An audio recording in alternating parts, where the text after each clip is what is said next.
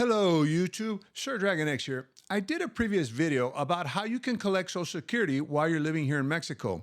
Apparently, some individuals did not receive their March 2023 Social Security payment, and I'm going to explain exactly why in the video coming up next.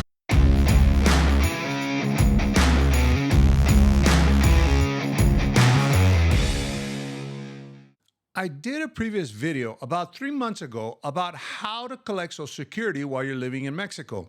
I left several links and resources on collecting Social Security while living outside the United States.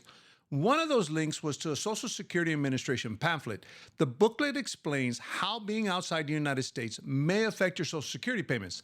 It also provides information you need to report to the Social Security Administration and how to report it. It was brought to my attention by Mexico Relocation Guide that on page 22 of the pamphlet, it states that you must fill out a questionnaire that is sent out every year or 2 years depending on your situation.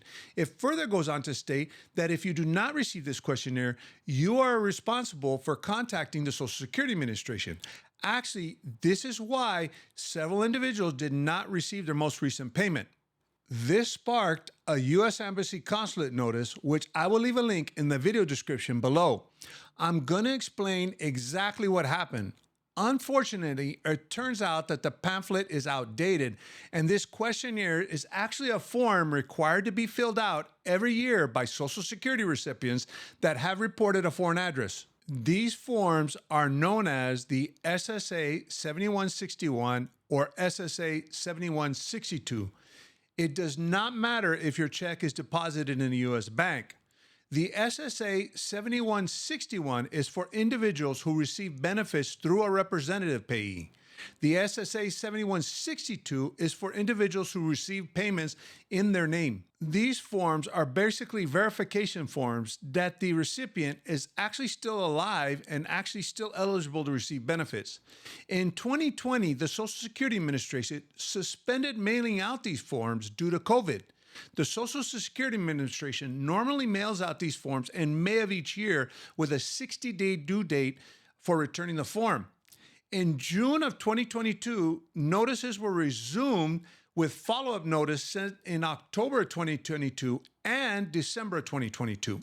Now, given that the last notice was sent out in December 2022 with a 60-day deadline, it makes sense that payments for certain individuals that did not fill out this form were suspended.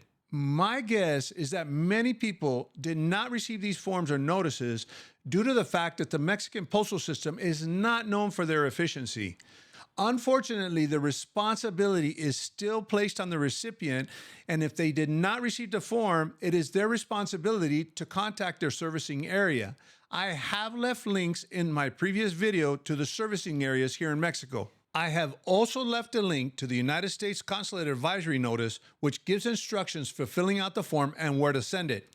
If you haven't filled out the form and have reported a foreign address to the Social Security Administration, it is very important that you file this required form as soon as possible.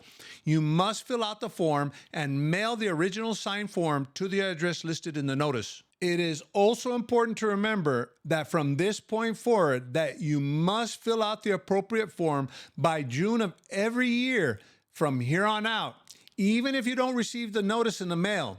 If you do not fill out this form by the end of June, your Social Security benefits will be suspended. Now, I know this question has already been asked. What if I live in Mexico but use a U.S. bank and report a U.S. address? How will the Social Security Administration even know that I'm living in Mexico?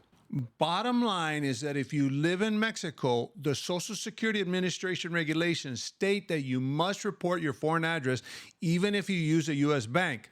If for any reason that you are found in violation of any of these rules, you can be subject to penalties to include loss of your benefits. Now, does the Social Security Administration have the ability to find out that you're living in Mexico using a U.S. address and breaking the rules? I have no idea. But if you want to risk breaking the rules and face the consequences, then that's up to you. I'm just here to deliver the information so that you are equipped to make the decision that's best for you. I hope this information was useful. Don't forget to subscribe and see you soon.